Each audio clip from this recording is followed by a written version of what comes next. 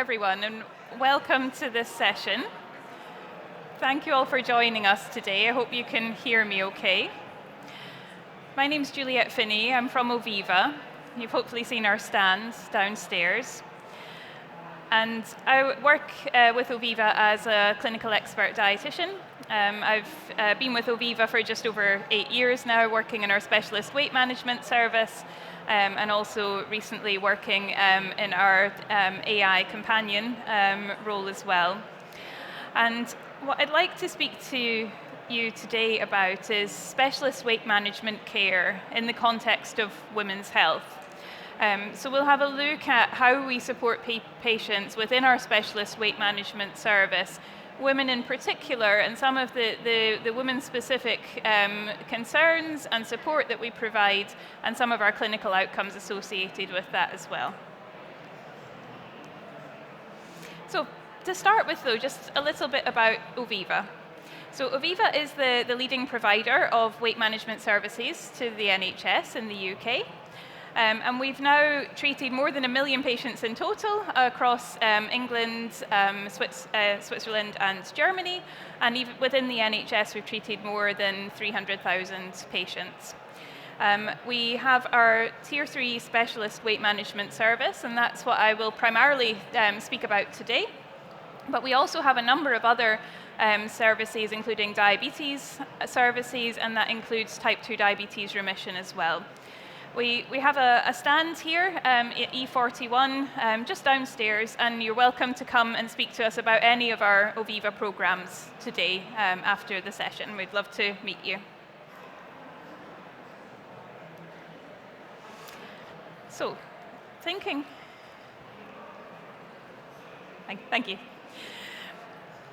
How do we create long-term behavior change?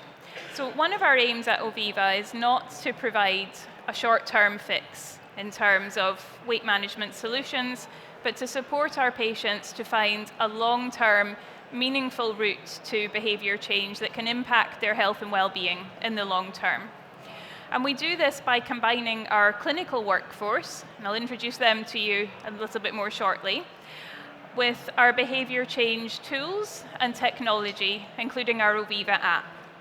Our Oviva app allows patients to interact with the technology on a regular basis, so they have constant access to the app. And this includes features such as meal logging, where our patients can log a meal and have instant AI feedback on the quality of the meal and on practical tips and ideas on how they could, for example, improve the fiber or the protein content of that meal next time. They can also chat to our healthcare professionals via the app and access lots of learning resources. We've built our app on behavior change theory, and that's really crucial to us, and it allows our patients to interact with behavior change approaches such as goal setting within the app too, and they can log their goals within the app and come back and review those and adjust those on a regular basis as well. The other thing that's really key to us at Oviva is individualized patient care. So there's no one-size-fits-all approach. Every patient in our specialist weight management service will start the service with a one-to-one phone call with a specialist dietitian who will support them to explore their weight journey up until now, their aims, their goals, and their plan for meeting those goals. And that plan for meeting those goals will vary hugely between different people, and then that's how we want the service to be. So there isn't one approach that helps everybody to lose weight. People must have that individualized, personalized approach. So between the technology, the expert clinical team, and the individualization, that's how we aim to provide holistic and wraparound care for our patients. This slide just gives you an indication of our patient population who join our specialist weight management service. So our average age of our population is 48 when they join us, with an average starting BMI of 47. So these are people who are living with potentially complex obesity and who have usually had a journey before they've reached us. And that journey can include a number of challenges. They might have had really difficult experiences in the past with managing their health, comorbidities, attempts to lose weight in the past, and psychological and physical comorbidities as well. We also overrepresent the lowest deciles in the IMDD. So these are the patients living with the highest levels of deprivation, make up the highest percentage of our patient cohort. And this is something that we're really proud of, because opening up access and equality of access to our service is a really key mission for us. And we want to make specialist weight management services as accessible as possible to the people who really need them. And what we see in our patients coming into us is that overrepresentation in the higher levels of deprivation. And also means that we can provide that additional support for people who've living with a number of challenges, be that the physical, the mental health, but also the socio-economic challenges that people experience. Aligned to that, around about 13% of patients who join our pathway are unemployed, and we're working to try and support people to improve their health to be able to potentially re-enter the workforce. And I'll show you some data around reduction in sick days and absence later in this session as well. When we ask patients in a survey, are they experiencing anxiety and depression? Almost half, so 48% of our patients report experiencing anxiety and depression at the point when they're joining our service. And we know that living with anxiety and depression and other mental health concerns can make it very difficult to engage with long-term meaningful behavior change. So it's absolutely essential that we support people in the right way with holistic wraparound care that takes into account these complexities and these challenges that they're living with. And I'll tell you a little bit more about the practicalities and the day-to-day of how we do that as well.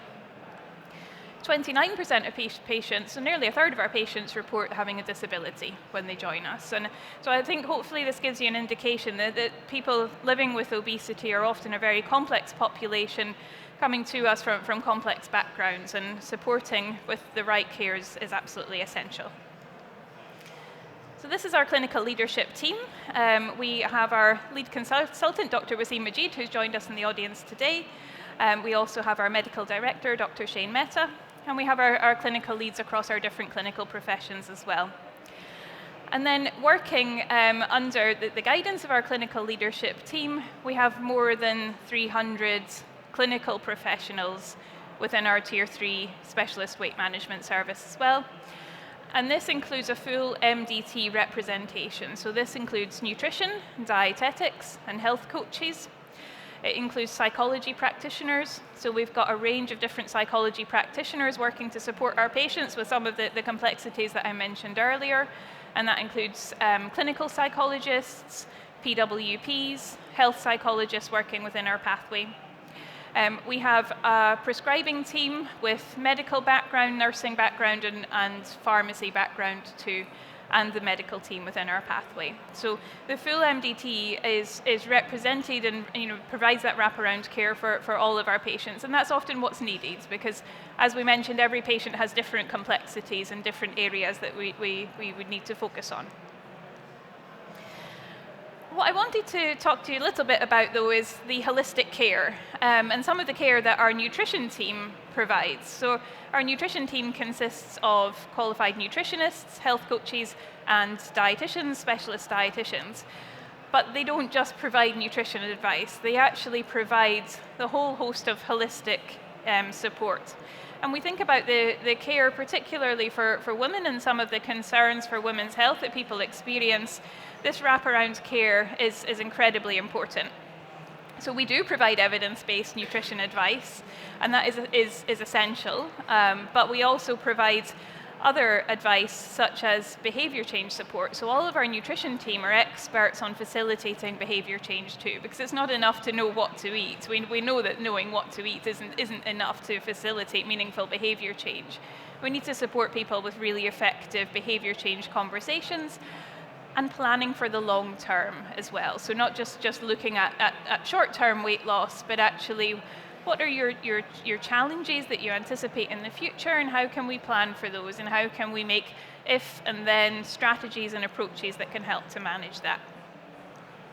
I mentioned our psychology team, and our nutrition team closely align with our psychology team.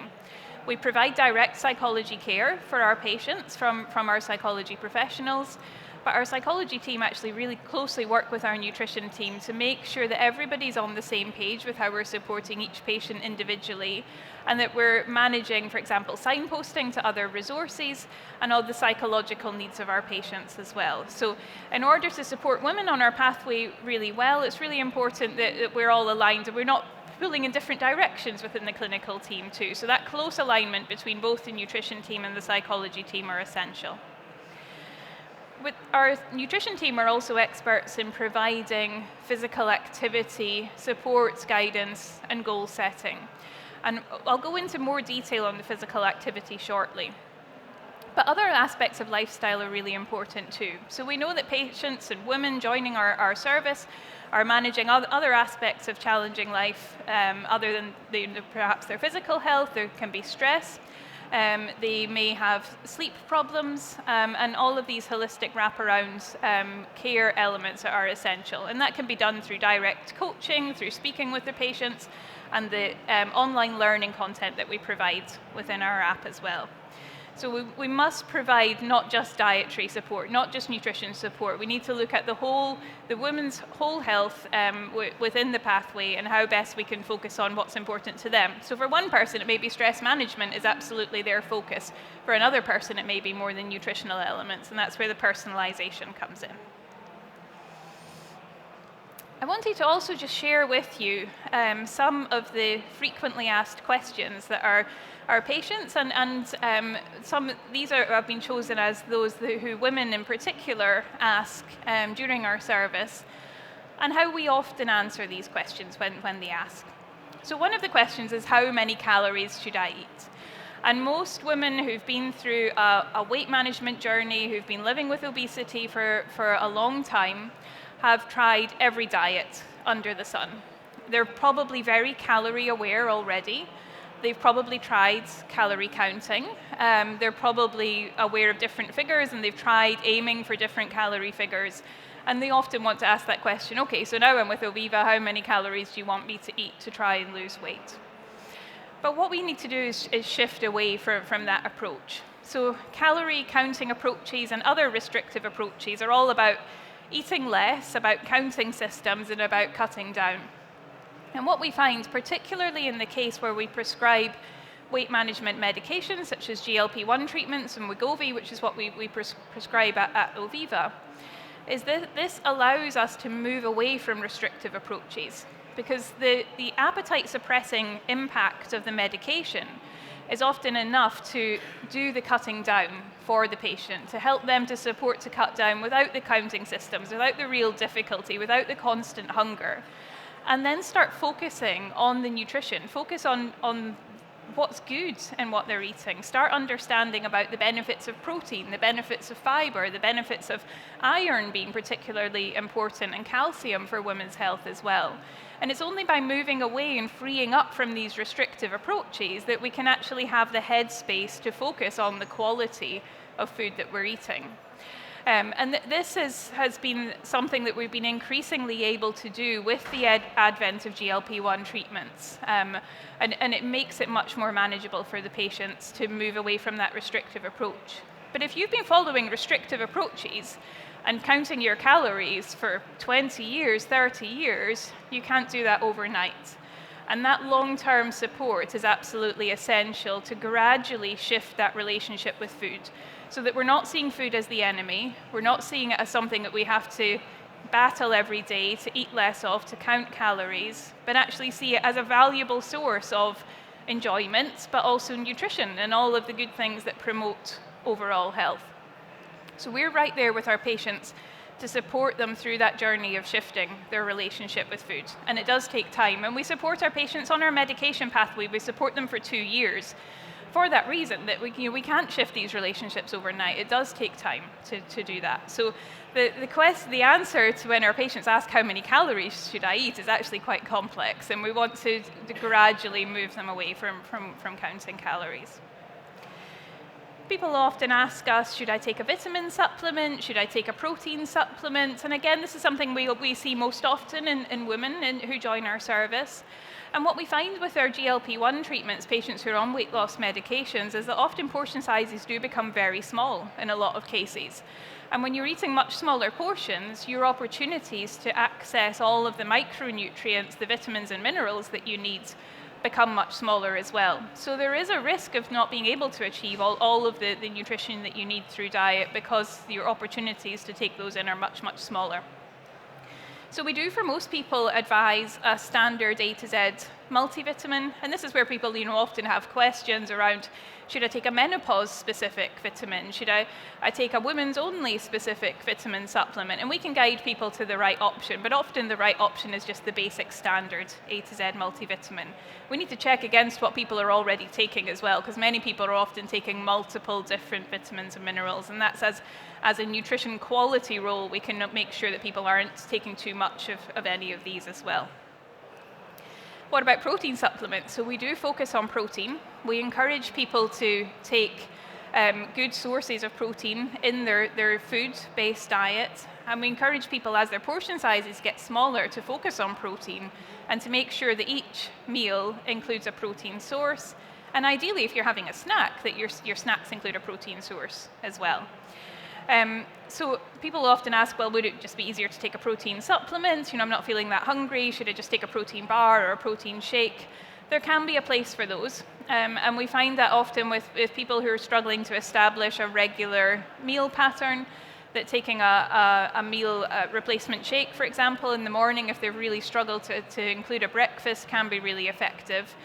But generally, the general approach that we encourage people to take is to try and get their nutrition from food where possible, and to get their protein from food where possible as well. Because this brings all the other benefits, additional benefits of those nutrients too. So for example, if you start increasing the chickpeas, beans, lentils, pulses in your diet, you're not only getting extra protein, but you're getting extra iron, you're getting the fiber from those too, and all those other benefits, as well as establishing that long-term healthy eating pattern too. And people will ask, women will ask, how do I change my relationship with food? And that comes back to that cycling of diet and restrictions that has been going on for potentially decades by the time that they reach us. And we will support, as I mentioned, gradually over the course of time with adjusting that relationship with food. It will never happen overnight, and we understand that. And it's not a linear journey either. People will manage for a while, and then there might be a relapse, and we can support them with those and be there with them through those challenging times. But it is really important to use GLP-1 treatment as a window of opportunity to readdress that relationship with food. And I've got some insights from our psychology team to talk to you a little bit more about that shortly as well. Finally, often people will ask, well, what happens if I stop the medication? So if this is a woman who we're prescribing GLP-1 treatments for, they'll often wonder, well, this has been really effective for me now, but what happens when I stop? So you're allowed to prescribe this for me for 2 years, according to the NICE TA for Wegovy prescribing. What happens after 2 years? And we want to start planning that right from the outset. So we don't want this to be a surprise for anybody when they come to the end of 2 years that suddenly the medication is going to stop. So again, we need to not use the medication as a short-term fix, but as an opportunity to address long-term behavior change. And that happens by planning that from the very beginning. So even when you're starting the medication, we're thinking about, well, what happens when you stop? What are your strategies going to be? Can we build your toolkit to manage those strategies over time? And then we've looked recently at nutritional preferences. So this is patients on our Tier 3 specialist weight management service. And we asked them at the beginning when they first joined the service, and then asked them these questions again 9 months later about their food preferences and their frequency of eating these foods. So when we asked people about how often did they consume sweets, sugary snacks, or sugar-sweetened drinks twice daily or more, when they first began the pathway, about 28% of patients were consuming these foods at least twice daily. After 9 months, only 3% of patients reported that they were eating these foods or drinking these sugar-sweetened beverages at least twice daily. And that's a huge shift in preference. And what we see with the GLP-1 treatments in particular is not only a suppression of appetite, but a suppression in this food noise, so intrusive thoughts about foods, and we know that intrusive thoughts about food leads to these particular foods being consumed. We see a reduction in that food noise, a reduction in cravings and drive towards eating these foods.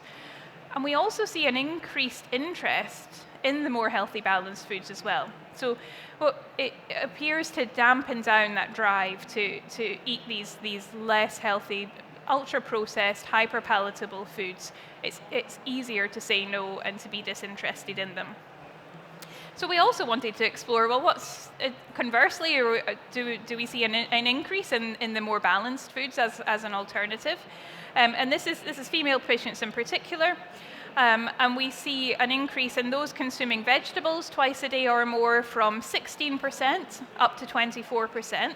So overall, when you add up the number of vegetables consumed over a large number of people on the pathway, that's a significant increase. And those consuming fruit twice a day or more increased from 29% up to 37%. And keeping in mind that these are people with suppressed appetites in most cases, so most of these people are on their medication pathway, to increase the portions of those foods is really quite significant. So we're replacing the ultra-processed, hyper-palatable, empty calories with these nutritionally benefits alternatives. But as I mentioned, we need to keep that going long term, and we can think about this as a window of time to implement these healthier approaches and build up the confidence in being able to do that long term as well. So if we just shift our focus to physical activity and movement, it's very similar actually to the relationship with food that we described earlier. So we know that many people have experienced a history of many years of a challenging relationship with food, very restrictive approaches. It's very similar with physical activity. Most women who join our service have had challenges implementing physical activity in their lives. And they've often seen it as something I have to do. I have to exercise to lose weight. So they said if I go to the gym and I do this exercise, it'll burn this many calories for me. So I need to do this amount of walking to burn this number of calories. There's no positive relationship with physical activity there. It's this must do, this almost punishment for eating type of mindset. This is what we need to shift as well. So we can shift the relationship with physical activity in a very similar way to how we shift the relationship with food. And we want to see physical activity not as a means to lose weight, not as a means to burn calories, but actually as a means to improve health and well-being. And when we can see those benefits and actually physically experience those benefits, that's when we find that women will want to do more physical activity. So how do we get people there? We have to firstly acknowledge the challenges. We have to acknowledge that there are physical challenges, that there are mental health-based challenges. So we mentioned earlier that nearly 50% of people are living with anxiety or depression when they join our pathway. That makes it really difficult to find the motivation to do physical activity a lot of the time. So we need to start small, and we need to build from where the patient currently is. And that's often in the form of some chair-based exercises to start with. Particularly for people with very limited mobility, we can start them with just a very small amount of chair-based exercises and build from there. We've got a library of videos which we can share with patients, which are very user-friendly. They're very easy to engage with. They're very slow to start and building up gradually over time, and make this really practical. We can set some goals, and we can do that within our Oviva app. We can set goals that our patients can adjust, and they can see their progress as they're progressing with it. But the other thing we can do is just focus on reducing sedentary time as well. So a lot of people spend a lot of time sitting, and even just moving around and getting up and spending some time not sitting is a huge step in the right direction. So that's often the first place that we'll start before building up a small amount of physical activity. Not with the aim of losing weight at all. So that we frame our physical activity as a way to boost your health and boost your well-being. We find that women in particular can be quite scared of strength training. And we know that strength training carries multiple benefits. So when someone's losing weight rapidly, as they often are on GLP-1 treatments, there is a risk of loss of lean tissue. We know that we can reduce that lean tissue loss through strength training, strength and resistance training, but we also know it's really important for bone health in women, particularly during the menopause. And we know there's links between physical activity, but particularly strength training, and mood and menopause symptom management as well. So we need to break down that fear of strength training. And we can do that by encouraging light strength activities in the comfort of someone's own home, where they don't feel self-conscious. We're not asking them to go to the gym. We're supporting them with videos that they can interact with at a time that suits them, light weights using items in the house or their body weight, or even just in their chair to begin with, and gradually build up from there. And again, this is why we want to work with people for 2 years, because it takes time to gradually build this up. And again, this is not something that's going to happen overnight. Okay.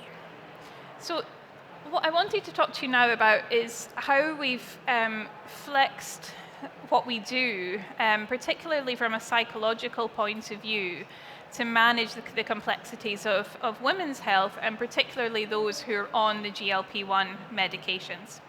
So we've mentioned that embedding sustainable behavior change is essential. We do not want to provide a short-term fix where somebody loses weight while they're with us and then regains it when they're finished. And there is no long-term benefit to anybody from that. We need to use GLP-1 treatment as a window of opportunity to allow this maintaining and embedding of sustainable long-term behavior change. And that's always going to be the focus. It's not just about bringing down the number on the scales, but how can we help you to use this time where you're feeling less hungry, you've got less intrusive food noise, to build your confidence and your toolkit and build your mental health in a way that helps you to build that sustainable long-term future as well.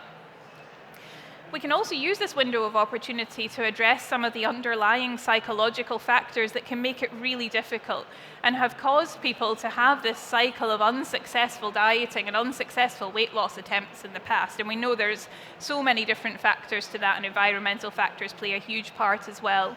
But often the underlying psychological factors really feed into that cycling of people struggling to maintain their health behaviors in the long term. And this is where our psychology team is absolutely key. So we can match our patients to the right level of psychology care to really work on an individual basis with that person on what are their psychology barriers, what are the challenges for them that we can support with, and gradually build over time to build those long-term healthy habits. And what we want to see is that reshaping of relationship with food, with physical activity, and also their body acceptance too. And all of this takes time to achieve. Just thinking about some of the specifics to women's health that we consider.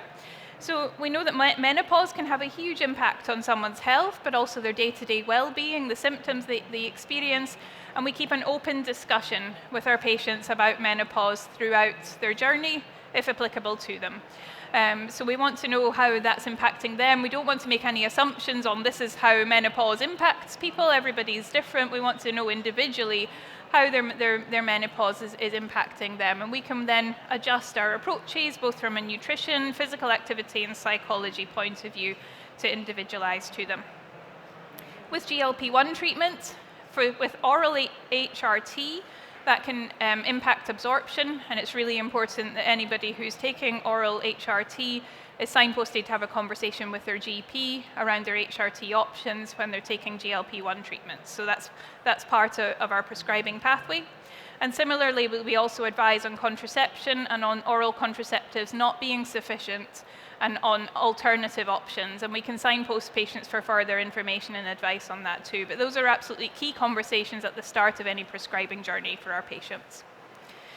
We know that a lot of patients are living with polycystic ovarian syndrome, PCOS. So 8% of our patients who join us on our pathway, so that's 8% of our total, not just 8% of the women who join us, are living with PCOS. I've got some specific outcome data to show you for our PCOS population shortly. But we also know that weight loss can be really effective actually in returning someone's menstrual cycles if they're living with PCOS. But that's something that we need to counsel on and discuss at the beginning of their journey too, because that could feed into the contraception discussions too, but also just generally how do they feel about the potential of their cycles returning. And finally, we can also discuss pregnancy planning for the future too, because many women joining our pathway are considering weight loss as a means to facilitating pregnancy in the future. So it's important that we understand their aims there, and that we also counsel that they should not attempt to conceive while on GLP-1 treatment. So all of these considerations are part of the beginning of someone's prescribing journey, but we can revisit throughout the 2-year pathway as well. I'll just skip ahead to this one just now. So if we think about what are the psychological impacts of GLP-1 treatment, we've gathered a lot of insights. So we've worked with thousands of patients now, and through this time and through the work of our psychology team, we've gathered a lot of insights, and they've shared some of the psychology-specific insights here. So as I mentioned, people experience a reduction in food noise, and that's intrusive thoughts about food. And you all may be experiencing those right now. So, if it's 11:15, you may well be craving a muffin or a pastry or a coffee.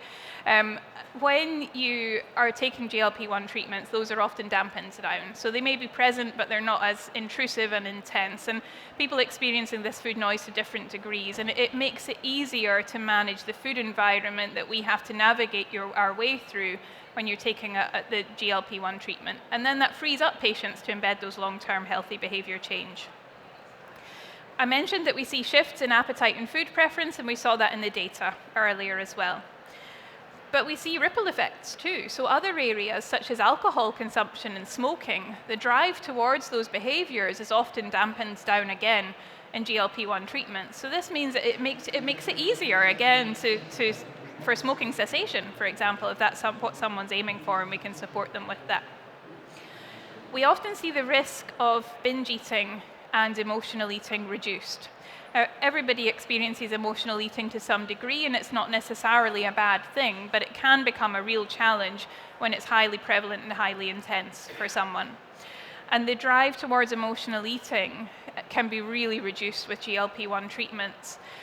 But we also know that that has the potential to come back again when someone stops the treatment. So again, we need to use this as a window of opportunity to learn the techniques for managing emotional eating and experience life without a high intense level of emotional eating before we can then address that long-term planning as well. So that's really important. We don't just want to dampen this down, we want to use it as a window of opportunity to work with people. And what our psychology team and our nutrition team finds is that behavior change, it becomes more manageable, and it can actually become a really positive cycle. So often people are seeing weight loss, meaningful weight loss, for the first time in their lives. And they're experiencing the well-being, the good feeling associated with perhaps being a bit lighter, being able to move more easily, mood improving, and that can then feed into a really positive cycle of further improvements in their food choices, their lifestyle choices, being able to do more physical activity, and so on. So we can really capitalize on that positive cycle and support people to gain as much as they can from it during that time. We offer what we call off-ramping or down titration of GLP-1 treatment during the last 6 months of treatment. And this is really important because we know that, as I mentioned, we can prescribe for a maximum of 2 years. We know that at the end of that 2 years period, there is a risk of rapid regain of appetite, of regain of a lot of the challenging experiences, such as food noise, emotional eating, for example. And a lot of the strategies that people have put in place become a lot more difficult to manage when we stop the medication. So we offer an option to gradually down titrate the medication during the last 6 months rather than have an abrupt stop when somebody reaches the end. And this allows a more gradual return of appetite and the option for people to experience those challenges more gradually and to put their strategies in place and have really close behavioral support from our nutrition team, from our psychology team during that time. And we work really closely with appetite management strategies, such as protein and fiber for satiety. We can bring in different structured dietary approaches, such as reduced carbohydrate diets at that time to manage challenges. And again, no one size fits all for dietary approaches. And we can look at physical activity again at that stage too, because physical activity can be incredibly helpful in terms of weight maintenance, as well as providing a welcome distraction from cravings and other challenges as they start to recur. So really close support during this off-ramping last 6 months period is absolutely essential. And that's why as well we're planning from this from the beginning. We're not just at the end of the 2 years having this discussion. So let's just look at some of the outcomes that we see. So this is, again, female patients. So this is based on just under 3,000 female patients who joined our pathway, and we're comparing their answers to our survey at the very beginning of the pathway compared to 9 months later. So those patients who rated their health as very good increased from 1.4% up to just under 11%. Those who rated their quality of life as good increased from 17% up to 44%. So I think that's an amazing figure. For those people to say quality of life is very good, that's a huge increase, and that's what it's all about. It's not essentially about numbers on the scale. We see the reductions on the scales, but this is what it's for. It's for quality of life and those overall health improvements. An increase in people being able to carry out physical activity increased from 18% up to 30%. And those patients who rated their own mental health as good increased from 11% to 21%. So, and that's in the first 9 months, and we're working with people beyond that. So we want to improve that further since then. But that's, I think, a really, really encouraging outcomes. We mentioned emotional eating. We mentioned that everybody experiences it, and it's a problem when it becomes intense and it becomes all-consuming. And that's when we ask people, do you experience emotional eating always or frequently? At the beginning of the pathway, 53% of people were experiencing that always or frequently. That reduced to 16% at 9 months. Those people who were saying always experiencing emotional eating, so a really quite intense experience for them, we saw a 79% reduction in the people answering always to that question. And in the same time, rare emotional eating, so those people who said they experience it rarely, increased from 11% up to just over 29%. So a real significant reduction in emotional eating. And that's absolutely key, but as I say, during that time when that's reducing, we want to think about what are your strategies for emotional eating later in the longer term as well, because we can build those strategies while this is dampened down. We've looked also at the impact from a health economics point of view, and on patients experiencing sick days from work. And we've seen that those people, after 9 months on the Tier 3 program, reduced the number of sick days that they were reporting by 45%. We also increased those taking no sick days from 63% to 76%, and reduced the number of both in-person and online GP visits that people were experiencing too. So I think this aligns with the improvements in the physical health, but also potentially the mental health impact that we've seen on the pathway. Okay, so if you'd like to refer your patients to us, we would be very happy to support them with all of the things that I've just mentioned. You can see on the slide there some of the routes to referral, and also our website too. There's loads of information on our website about how to refer patients to us, but we're also very happy to answer your questions on that as well. We're here at stand E41, which is really just down the stairs, and we'd love to talk to you more about that. I've got about 5 minutes left just now, so what I'd like to do is take any clinical questions that you have. But if you've got questions about how to refer or specific ICB-based questions, our expert team from our service engagement managers are all downstairs at the stand. So please come and visit us at the stand with those types of questions, and I'll take your clinical questions now, and I'll also be at the stand afterwards as well. I think this gentleman has a question. Thank you. Could you please tell me how many deaths in UK were associated with GLP-1 prescription? That's number one. Number two, what is the mechanism of action in PCO by bringing the periods, regular periods? Okay. So I don't know the answer to the first question. I'm afraid we would need to look up that data. And in terms of the PCOS patients, when often weight loss is one of the most challenging things for somebody living with a PCOS. So we know that weight loss in general is incredibly challenging. And then when you add in PCOS, weight loss becomes even more challenging in that context. And we know there's a high level of insulin resistance and there's a high level of abdominal obesity.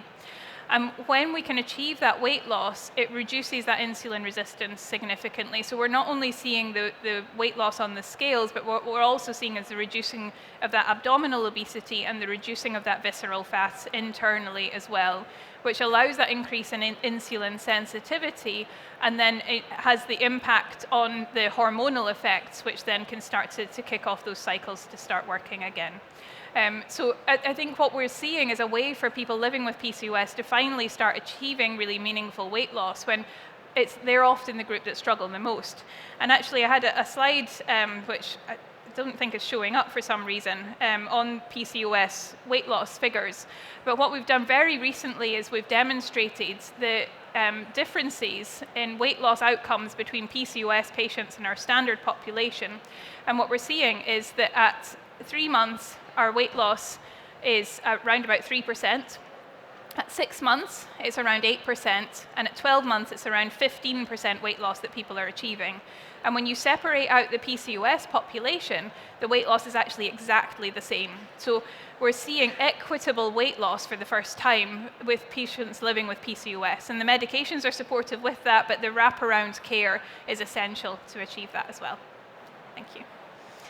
I could probably take another question if there is any more.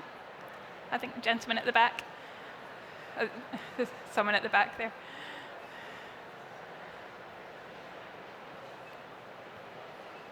Hi. Was there any data on depression and anxiety with this? Because there was something on the FDA website that was taken back, and NICE sort of approved GLP-1s for weight loss after that. But there was some data on nature.com about this. So is there, and I saw your slide on psychology impact, and have you had any such experiences? Yeah, it's a really good question. So I mean, I think that the really wide impact on mental health, I think will take more time for us to see as time goes on and we prescribe these medications in the longer term to see the real impact on mental health. But the impact that we see in all of our data when we look at comorbidities that are assigned to a patient, and also in our patient surveys and when we ask them questions, it is positive in terms of mental health. So we're seeing a reduction in patients experiencing symptoms of depression, anxiety. A lot of patients are experiencing other mental health problems as well. You know, severe mental illness alongside their obesity is very common. And in those cases, you know, we can support patients alongside those conditions too. And it's really important that we don't unnecessarily exclude anybody because of their mental health as well. Thank you. Oops. Okay, I think we've reached time today, but I will be at the stand for the next hour or so. So if you do have further questions, please come and join us. And if you'd like to talk about referring your patients, please come and join us at the stands. Thank you, everybody.